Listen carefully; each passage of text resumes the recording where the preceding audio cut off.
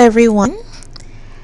All right, so it's time to start week 5 of the class. This week we're going to talk about the second unit. The second unit is on writing instructions. So at this point, I'm going to just introduce you to the idea of writing instructions.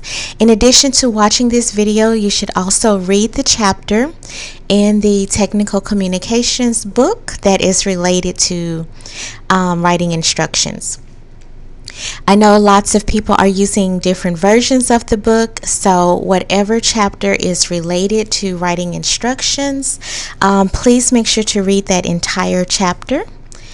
It may be chapter 20, but really doesn't matter. Just make sure that you read the corresponding chapter. So I'm going to quickly go through some slides that I have prepared. I prepared before to explain sort of the basics, the need to know parts of how to write effective instructions. And of course, this is related to technical communication. It's another type of technical communication. This unit, you can be a bit creative. You can follow the directions as shown on the assignment description. You can use that situation, or you can come up with something of your own that you'd like to do. If you have any questions about your topic that you would like to propose or something new that you'd like to do, just let me know, but it should be pretty straightforward.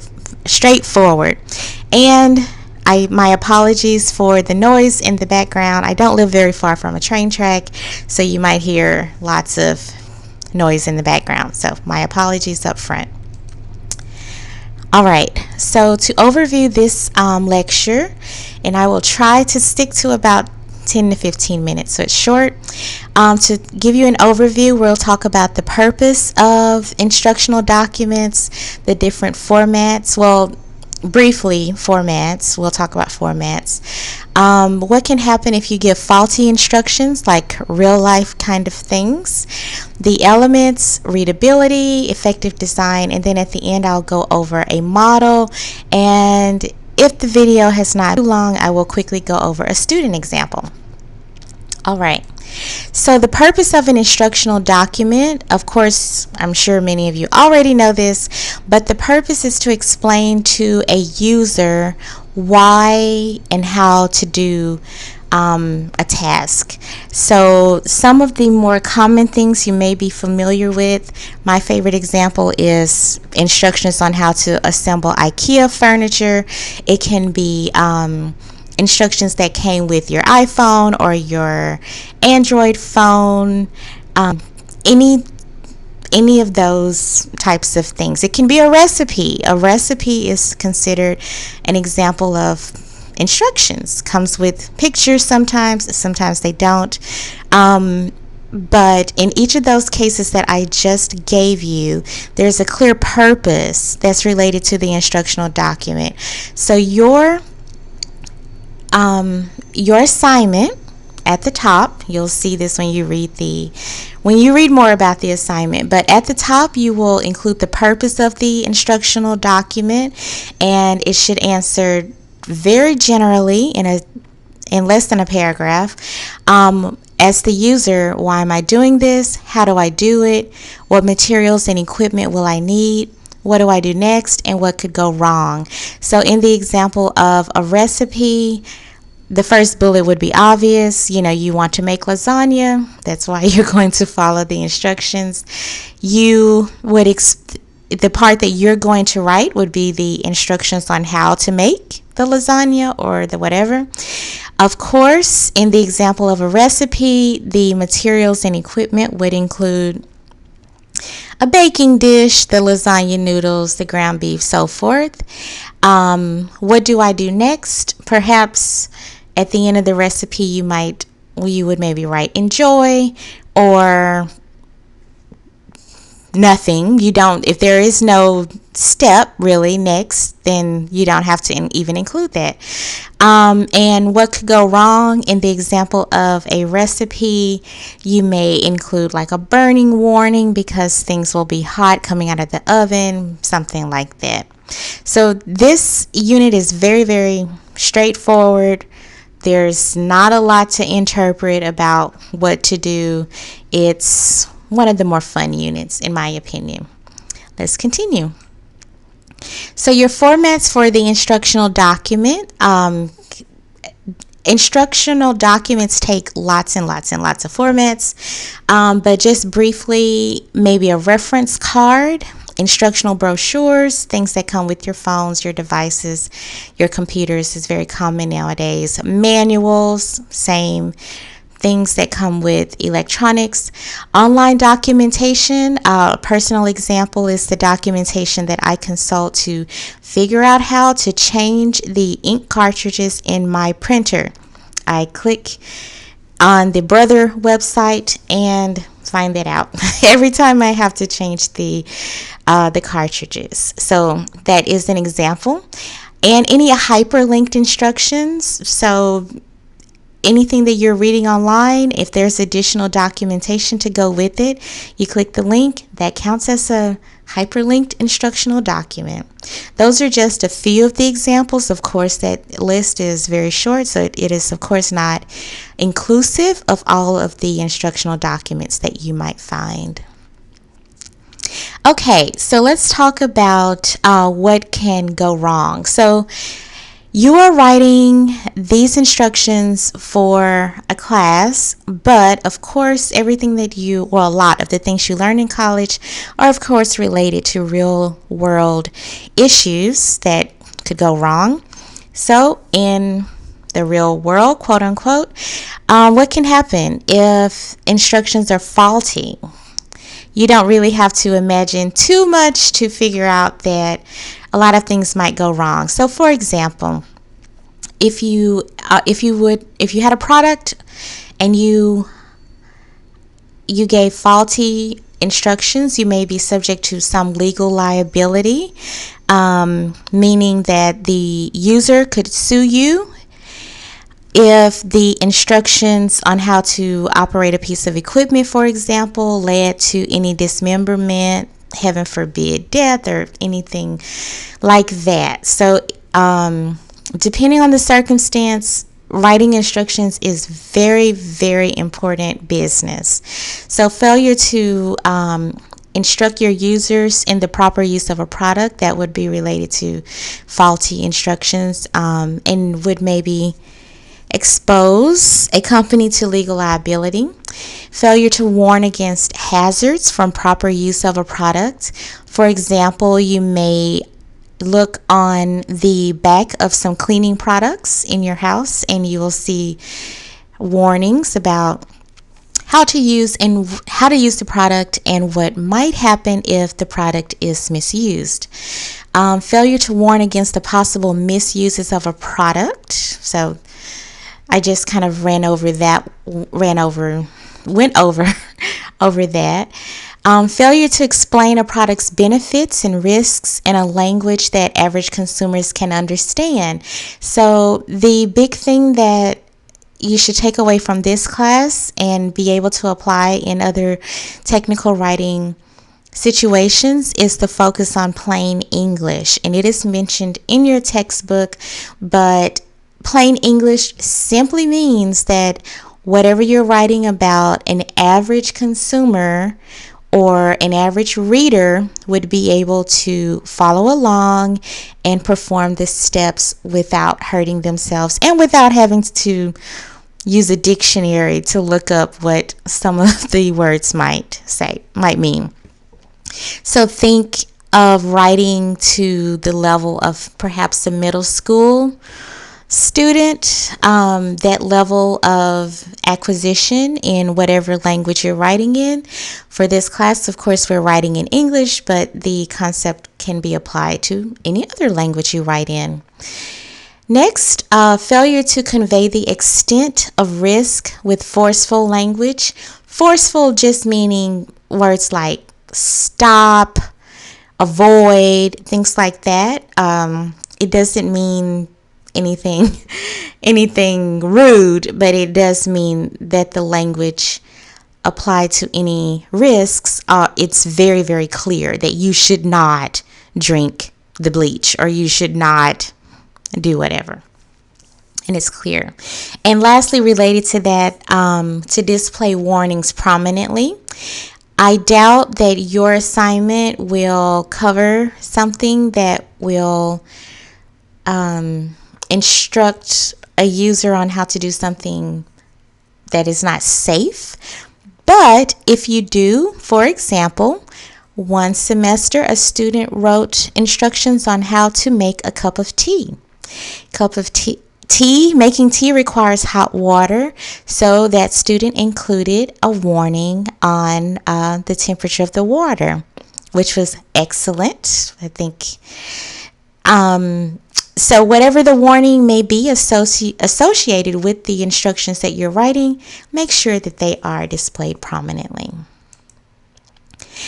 So now that we've got all of that fun stuff out of the way, let's talk about what your document should look like. And these are general tips. So some elements of usable instructions. Your title should be clear and limiting. So in the example I just gave you of the student who wrote about making a cup of tea, and yes, your instructions, your assignment can be on something like that. It can be on making a cup of tea or changing a tire. One student wrote about that. So you have some creativity with this one. But whatever the task is, the title should be clear and limiting. So for example, how to make a cup of tea. That's it. You should not have a long and convoluted title. The content should be informed, meaning that you have actually tried the steps yourself and made sure that the content is adequate and complete for a user to follow the steps and get to the desired outcome. For your visuals, so for you, your visuals will be photographs, illustrations. If you're a great drawer or an artist, you like to draw the steps, please go ahead. That'd be awesome. Or you can just take a picture. That's what I would do because I can't draw. But for your visuals should illustrate any step that might be hard for users to visualize. Excuse me. And actually, for this assignment, you need an image for each step. Your visuals should also parallel the user's angle of vision in performing the activity or operating the equipment. So if you write about how to make a cup of tea, your images should show you making the cup of tea. So each image should be specific to the step. And let me know if that doesn't make sense to you. Please email me. I'm happy to go over that a bit more with you if that doesn't make sense. Avoid illustrating any action simple enough for users to visualize on their own. This is very, very good advice for the real world, so to speak. But for the purposes of this assignment, use visuals for each step, and I will leave common sense up to you to make sure that you include the right pictures. For the appropriate level of technicality, you want to give your reader enough background to understand why they need your instructions, give them enough detail to understand what to do, and also give them enough examples to visualize the procedure clearly. And again, for the purposes of this assignment, each step needs a visual. When you are writing your instructions, your steps should be logically ordered. So chronological order, what to do first, what to do second, what to do third, so forth. And at each step, if there's something that could go wrong, write the warning or precaution with that step. If you need to make any notes or cautions or provide any danger notices, make sure that that's there. Again, in the example of making a cup of tea, the student simply wrote that the water will be hot, or that the kettle would be hot, and she made that as a caution. So just make sure you include that. Readability. So when you write your instructions, to make it easy to read, which is really all readability means, you want to use direct, address, active voice, and imperative mood. That just means start each bullet with a verb, and your bullets should be short. Each bullet should not be a paragraph. Each bullet should be short, similar to what you see here. Like what I just said, use short and logically shaped sentences. Use parallel phrasing. I did post a video about what parallelism is, what it is, why it's important. It is in the the week 5 folder. So make sure to check that video out. It's only about 5 minutes long. Phrase instructions affirmatively. That just means to make sure that what you've written is clear, makes sense. Use transitions to mark time and sequence. That can be simply done by using numbers along the side, like 1, 2, 3, 4, to correlate with what step to do first, second, third, and fourth. Okay, let's see. I have covered most of these things. We'll see an example of that, I think, in a moment. So I'm going to go to the next slide here, and this will be close to the end of the video. So here is a model that I use to write instructions, and you can use this as well. So at the top, you'll have your introduction. It does not need to be very long. It depends on what your topic is. So at the top of your paper where you're going to write the introduction to the steps, it might only be 2 sentences. If you are covering something that's a bit more complicated, you may need to answer more or address more of these bullets than if you're doing something if your topic is something relatively simple. So in the introduction, as applicable to you, you would cover the definition, benefits, and purpose of the procedure, the intended audience, any prior knowledge that they need to have in order to be able to complete the steps, a brief overall description of the procedure, principle of operation, and that just means when or where you would maybe complete the steps, any materials or equipment that they will need, any definitions, if you have to define what something is in order for a person to be able to follow the steps, then you would include that in the introduction. Of course, any warnings, and then list of major steps. If you are writing about something that has a lot of steps, then you may want to break those down and list those in the introduction. So if you're writing about something that, for example, if you wanted to write about how to take something apart, then in the introduction you may write that the instructions will cover the beginning and the middle and the end, or how to disassemble and reassemble, or however you'd want to phrase it. If you're doing something more simple, then you don't need to address the last bullet in your introduction. In the body, the required steps, so list the first major step and so on. Definition and purpose, my apologies, just ignore that bullet. And then basically what you do first, what you do second, what you do third and fourth, with an image to go with each step. It's very simple. It's very, very simple. This may be one of your most favorite assignments in the class. It's very simple, and you can have a little fun if you like.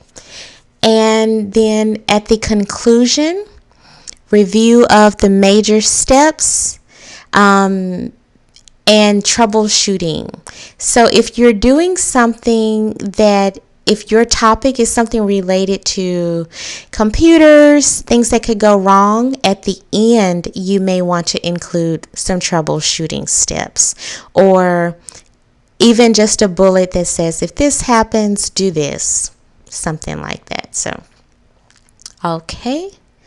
And then that is it. So I do have a little time. My apologies if some of the videos are a bit long, but I am trying to help as best that I can. Okay. Oh, so I'm sorry. Actually, I'll have to make, it looks like a second video. I will go over an example in the second video, so please also watch the second video.